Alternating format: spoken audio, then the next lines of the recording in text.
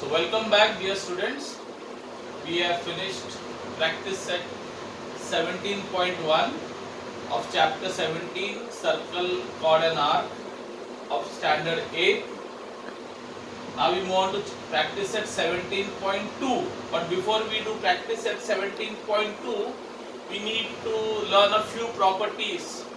And one of those properties or a few of those properties you already learned in your earlier class.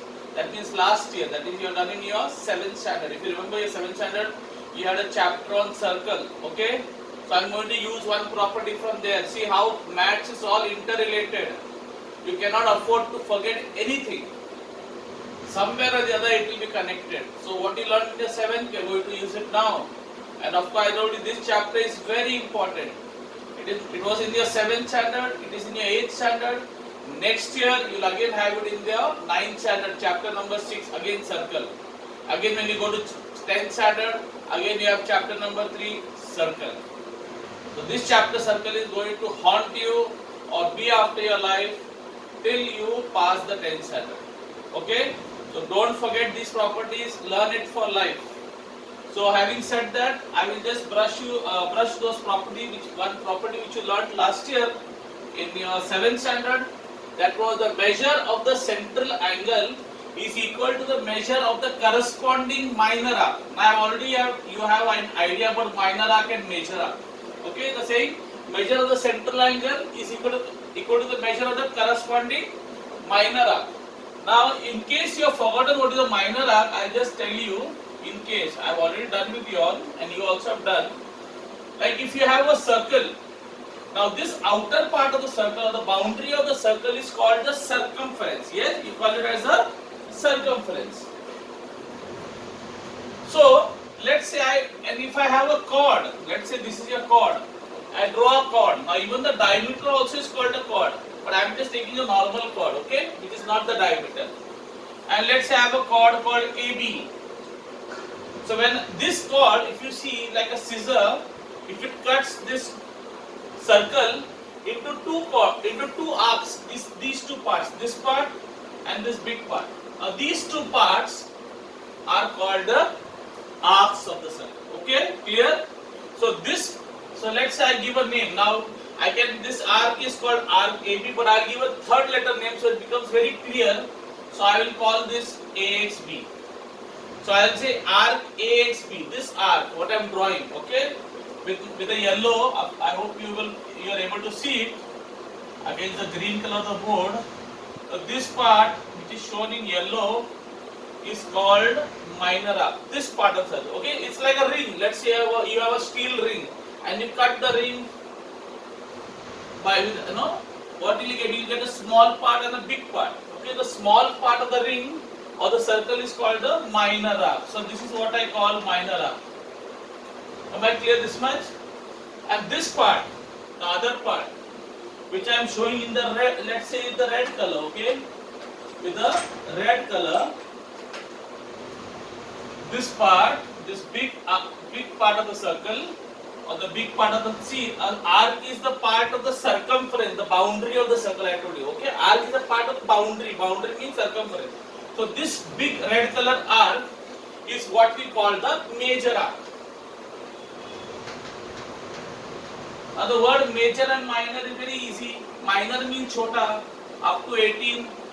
Till the age of 18, we are all called minors. Like you children are all what? Minors. Because your age is less. Major is big. So minor arc is the smaller and major arc is the bigger. I hope this is clear. Okay.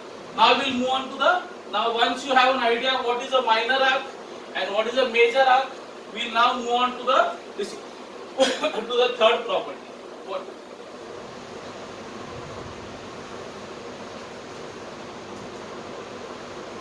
So let's say you have a circle, okay, and let's say I have see the property, the name of the property states the measure of the central angle is equal to the measure of the corresponding minor arc. So let's say you have a central angle. What is central angle? An angle made at the center is called the central angle. So for example, this angle, I call it AB, and let's say I give a name to the center O. So this angle AOB, okay, angle AOB or BOA, you can call it an angle in two names, with two names, no, in two ways. Sorry, you can call it AOB, AOB and BOA. So let's say it is AOB. Why do I call it central angle? Simple, because the vertex, you know, what is the in an angle where the two rays meet, this is called the vertex. So the vertex is at the where? Center. Vertex is at the center. So we call it central angle. Okay. Now what does it say? The measure of the central angle is equal to the measure of the corresponding minor arc. What do you mean by corresponding? What does the word corresponding say? Corresponding means facing. So what is facing this angle? Which arc is facing this angle? This arc, no? So let me give a name. Again the same name I am giving, AXB. So if you see this arc, okay. So let's say this arc. Can you see this arc like this? No. If I cut like this, no. Between the these two parts of the angle, two sides of the angle, which arc is coming in between them? This arc, no. So we call it corresponding minor arc. Okay. So let's say I say this. Let's say this particular angle is 100. How much? And let's assume it is 100. So if this angle is 100, the measure of this arc, the measure of minor arc AXB also will be 100 degree. Okay? Also will be 100 degree. Clear? So whatever is the measure of central angle will also be the measure of the corresponding or the minor arc facing it. So understand what is the minor arc? Which comes between the two sides. Which comes between the two sides. I hope this is clear. Okay. Now how will you get? Let's say you want to find the measure of the major arc, the big arc, AYB. No, from here to here, this whole arc. You want to find the measure of this arc, big arc. Which arc? This arc. How will you get? Now think a circle. What is the full measure of a circle or angular measure of a circle? A circle, if you I am just giving you a way. It's a ghati way of thinking, very crude way. So you know, you have a protractor, yes or no? If I cut this circle like this, I will get like something like a protractor, yes? Now a protractor starts from 0 and ends with what? 180, no? If you see a protractor starts from 0 and goes to 180. So this full part is 180 and this full part is what? 180. So 180 plus 180 become how much? 360. That means the full measure of a circle, the full measure of a circle is what? 360. It's like putting two protractors touching each other, no? You get 180 plus 180, 360. Clear? Now, if you know that this minor arc measurement is 100 and you know the full circle is 360. So if you want to find AYB, how will you get AYB? From the 360, you remove 100. So 360 minus 100 becomes how much? 260. So I will say the measure of the major arc AYB is 260. I hope this is clear. Under what is central angle? What is central angle? The angle formed at the center. Okay? And whatever is the major central angle will also be the measure of the corresponding minor arc. Or ulta.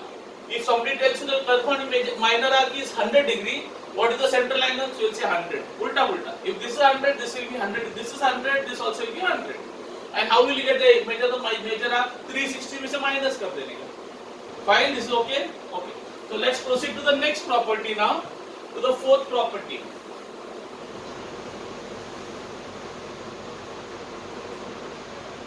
Now we go to the next property. It says if two chords are congruent, then their corresponding arcs are also congruent. If two chords are congruent, then their corresponding arcs are congruent.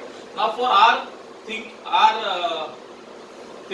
we'll take it as minor arcs. So we'll take, so if two chords are congruent, they are corresponding the facing arcs are also congruent. So let's say I've got a circle.